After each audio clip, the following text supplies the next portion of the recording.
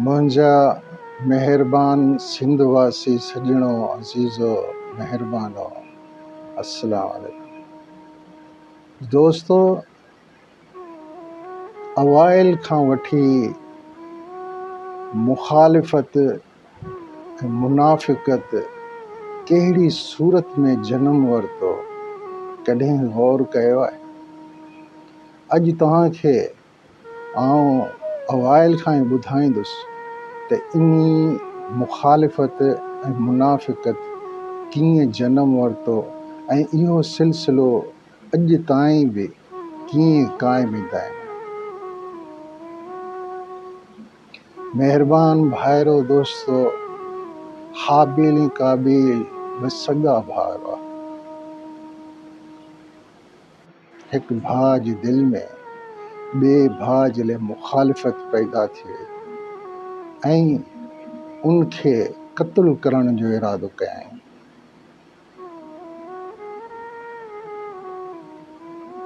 हुन खां रहियो कोन थियो।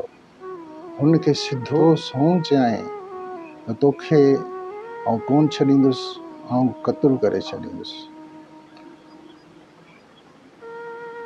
हुन सब्र जी इंतिहा खे ॾिसंदे रब आलमीन जी वहदानियत खे ऐं हक़ सच खे तस्लीम कंदे सब्र जे अॻियां सिर झुकाए चयो त ख़ुदा जो कसम आउं हथ न खणंदुसि। थियो नतीजो ही त हिकु भाउ ॿिए भाउ खे क़त्ल करे वियो। इहा थी इब्तिदा मुखालिफ़त जी ऐं मुनाफ़िक़त जी। हलंदो आयो इहो सिलसिलो, कई क़ौमूं आयूं। क़ौम आद जो मिसाल ॾिसो, क़ौम समूद जो मिसाल ॾिसो। अहिड़ियूं क़दावर क़ौमूं पैदा थियूं जेके हिक ॿिए जे टकराव में लही आयूं ऐं हिक ॿिए खे बर्बाद करण में, तबाह करण में, क़त्ल वारी करण में कंहिं बि का पंहिंजी कसर न छॾी।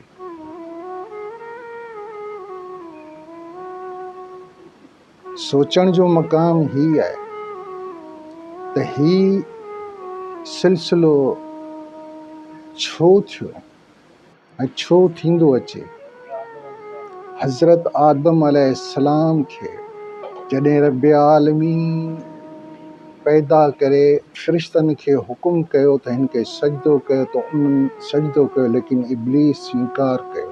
उनखे लानत जो तोक विधो वियो ऐं उनखे हुकुम कयो वियो त तूं हेठि लही वञ, तूं तां क़यामत इन्ही लानत जे तोक में रहंदे। हुन हिकु अल्लाह जे अॻियां ही इज़हार कयो त या अल्लाह, मूंखे तेसीं ताईं मोहलत ॾिनी वञे जंहिंखे तव्हां एॾो मान मर्तबो ॾेई करे पैदा कयो आहे, मूंखे एतिरी फ़ुर्सत ॾिनी वञे ऐं तव्हां ॾिसंदा आउं इन्ही खे ऐं इन्हनि जे पोइवारी में अचण वारनि खे ॾींहुं क़यामत ताईं भटकाईंदो रहंदुसि, हक़ ऐं सच जी हिदायत खां ऐं वहदानियत जे रस्ते खां हटाईंदो रहंदुसि। सिलसिलो शुरू थियो। तारीख़ जे तह ताईं पहुचण वारा इंसान थोरो अकुल ऐं वीचार खां ही सोच रखी पोइ विख वधाए त हर मसइले जो हल क़ुरान पाक में रखियो आहे। तारीख़ जे पर्दे पोयां जा हक़ीक़त आया आहे, उन्हीअ खे अल्लाह तबारक व ताला क़ुरान पाक जी सूरत में ज़ाहिर ज़ुहूर कयो आहे।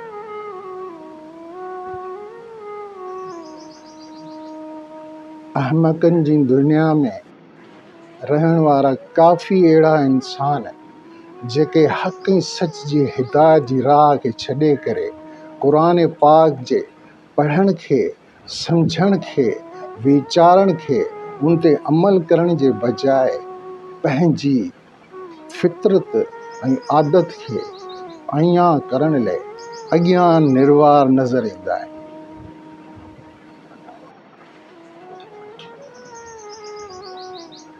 पर सच हमेशा सच्चे रहंदो।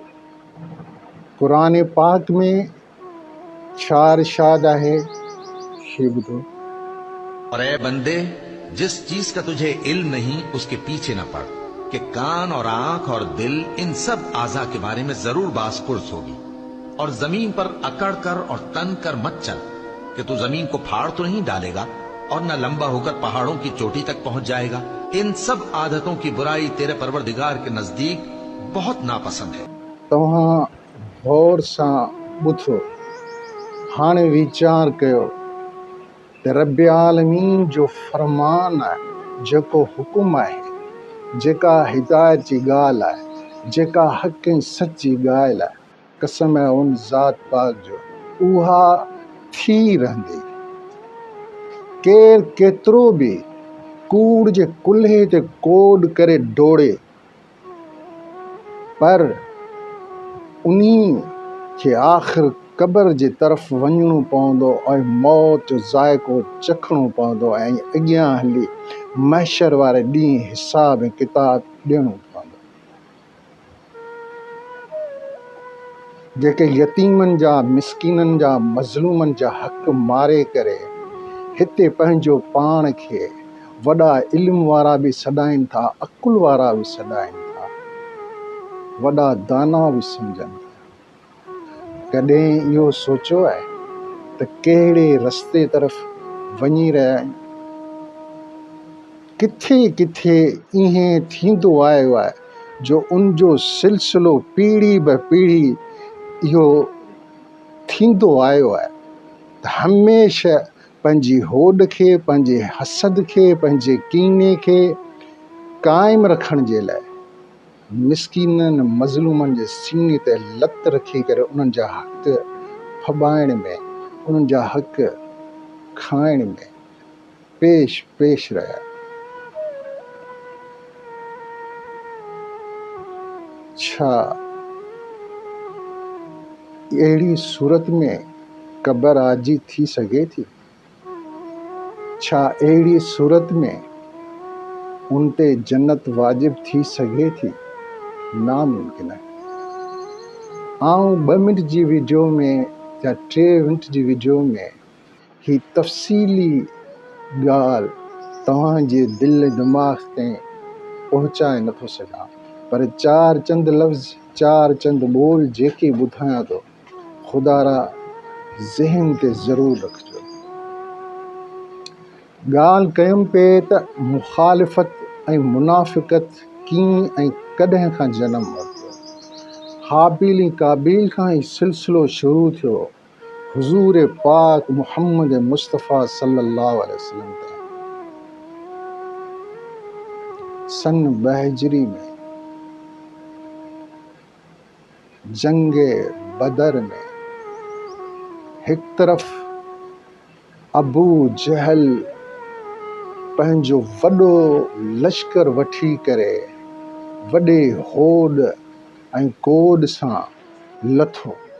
10,000 खां वधीक लश्कर अबू जहल जो, जेको हुज़ूर पाक मुहम्मद मुस्तफ़ा सल्लल्लाहु अलैहि वसल्लम जे सॻो चाचो हो।